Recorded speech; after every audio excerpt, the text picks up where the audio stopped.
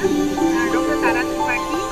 आज हम शिक्षा सप्ताह के छठवें दिन मिशन लाइफ के तहत पर्यावरण बचाओ कैंपेन चला रहे हैं।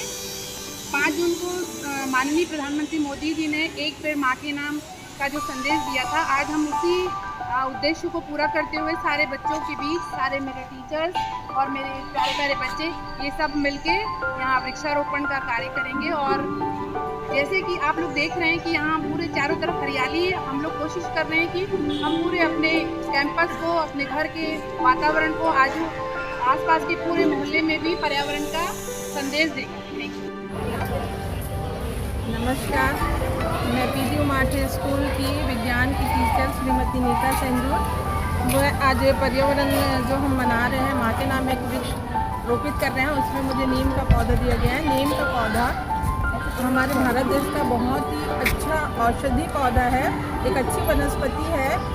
इस पौधे का जड़ से लेकर तना और फूल और पत्तियाँ और इसके जो फल होते हैं वो सभी औषधि के काम में आते हैं।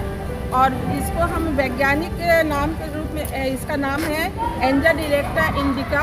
इसे नीम ट्री के नाम से भी जाना जाता है और इसे भारतीय बकाई के नाम से भी जानते हैं। और इसके पौधे का जो छाल है वो और इसकी जो पत्तियां हैं और इस पौधे के सारे अंग जो हैं वो किसी न किसी प्रकार की औषधि का निर्माण करता है और कई प्रकार की बीमारी का इससे उपचार किया जाता है। और इस पौधे को हम औषधि के रूप में तो उपयोग करते हैं, किंतु इसके अलावा हम इसकी पत्तियों को सुखाकर अगर इसको हम जलाते हैं तो हम पर्यावरण को भी शुद्ध करते हैं। और जिस प्रकार के मच्छरों का प्रकोप है उसको भी हम इसको जलाकर इसके धुएं से अपने आसपास के वातावरण को शुद्ध और सुरक्षित कर सकते हैं। धन्यवाद। मैं हूँ पीपल का वृक्ष।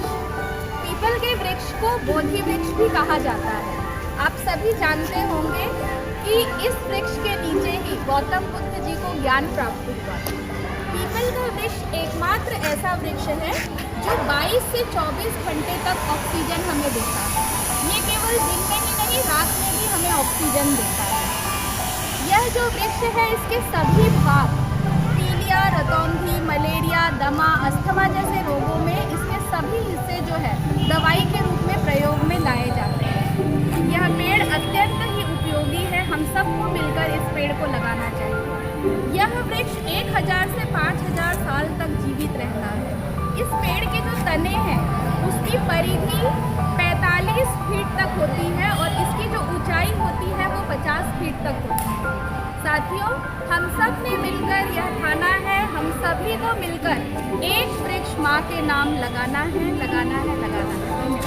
मैं हूँ शीशम के पेड़। शीशम के पेड़ का वैज्ञानिक नाम डालबद्धियो शीशो है। शीशम के पेड़ बहुत ही लाभदायक एवं गुणकारी और औषधिपूर्वक होती है। इसमें इस पेड़ के पत्तियों को स्त्रियों के स्तनपान रोग होता है उसको ठीक किया जाता है और हड्डियों, दर्द, यूरिन प्रॉब्लम सभी में इसके पत्तियों के रस का उपयोग किया जाता है। यहाँ तक कि बहुत ही महंगी लकड़ी इसका फर्नीचर आदि बनाया जाता है। इसके छाले का भी बहुत उपयोग किया जाता है। वृक्ष है और इसकी आयु लगभग 100 से 200 वर्ष होती है। ये पहाड़ी इलाकों में पाया जाता है और यह औषधि गुणों से युक्त है। इसका उपयोग अर्थराइटिस के लिए किया जाता है। इसके पत्ते, जड़ी और बीज को पीसकर उस जगह में लगाया जाता है जहाँ पर तकलीफ होती है। और इसका हाथी पाँव जैसे बीमारी के लिए भी इसका उपयोग किया जाता है। सिर दर्द के लिए भी इसका उपयोग किया जाता है और यह सर्व रोगों में भी बहुत ही लाभकारी होता है। Everyone, I have the picture of banyan tree and it is one of the largest tree in the world.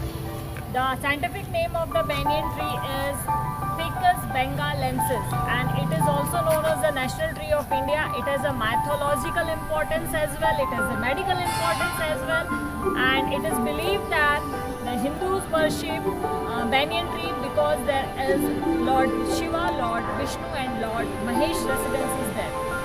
We can see a banyan tree around here and we have to save our environment, and a happy Saturday to all of you. Here it is coconut tree, नारियल का पेड़। नारियल का पेड़ हमारे दुनिया में सबसे ज़्यादा मूल्यवान और बहुत ही सुंदर पौधों में से एक है। ये सिर्फ एक ही तरह की होती है जिसमें सिर्फ 30 फीट की इसकी लंबाई होती है। ये 60 से 100 साल तक का जिंदा रह सकता है। इसका साइंटिफिकली नेम होता है कोकोस म्यूसिफेरा। नारियल का पेड़ सिर्फ नारियल खाना या उसका तेल लगाना सिर्फ यहीं तक सीमित नहीं है।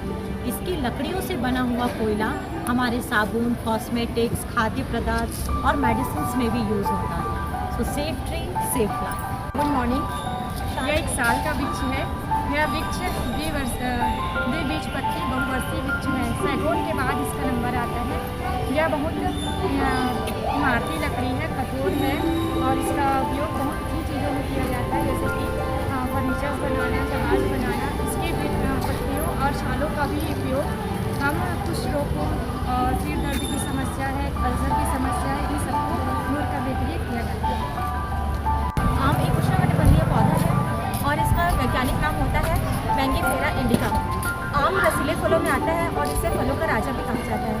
आम के फल, गुठली और पत्ती तीनों का औषधि महत्व है। आम में विटामिन ए और सी पाया जाता है जो रोग प्रतिरोधक क्षमता को बढ़ाता है, गुड कोलेस्ट्रॉल को बढ़ाता है और भोजन के पाचन में सहायक होता है। इसकी गुठलियों का उपयोग मधुमेह एवं अस्थमा जैसे रोगों में किया जाता है। भारतीय वनों में बहुत से ऐसे वृक्ष हैं जिसे हम नहीं पहचान सकते, लेकिन चंदन एक ऐसा वृक्ष है जो अपने गुणों के आधार पर पहचाना जाता है। चंदन की खुशबू बहुत ही मनमोहक होती है।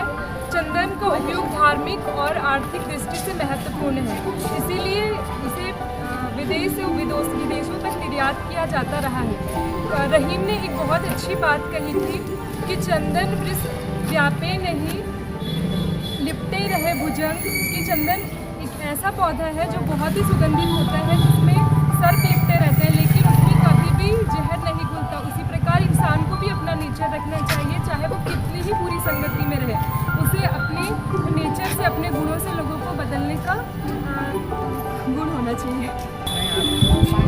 आज सागवान के दरख्त के बारे में उसके खुसूसियात बताना चाहती हूँ।